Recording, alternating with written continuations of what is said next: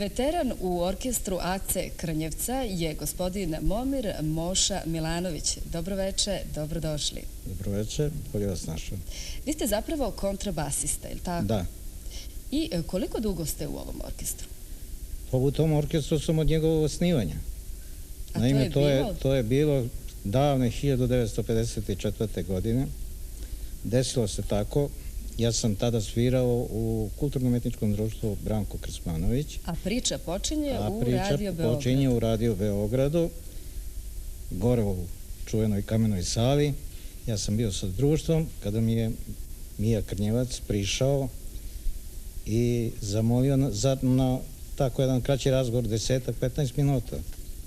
Znate, u to vreme to je puno značilo za jednog mladog čoveka koji svira harmoniku.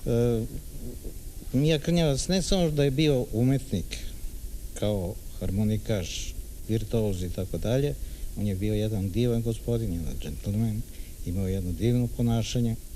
On ne samo da je svirao narodnu muziku, mi smo tu svirali i mađarsku i šansone francuske. On je bio u to vreme, a verovatno ne verujem da i danas ima takvog harmonikaša kod nas, da argentinske tangoje izvodi na taj način kako je on to radio. Mogu da vam kažem da je bilo puno, obzirom na veliko ime koje Mija Todorović Krnjevac uživao ne samo u Jugoslaviji, nego i Balkanu, pa čak i u Evropi, bilo je puno putovanja, puno turneja, puno lepih događaja, puno interesantnih događaja. Sam imam jednu ovako lepu anegdotu o njegovom, o tome šta je on, koja je on veličina bio, znate.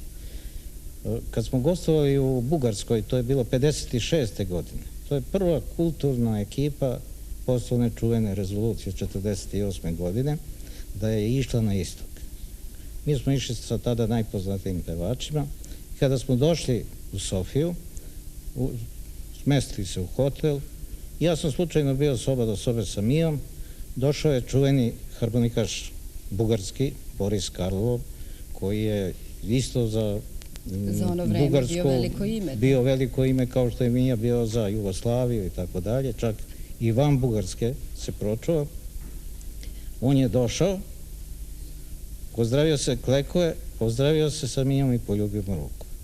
Dokazao je i pokazao pred svima o kojoj veličini je reč. Da je Mija stvarno nešto van kategorije. I on jeste bio van kategorije.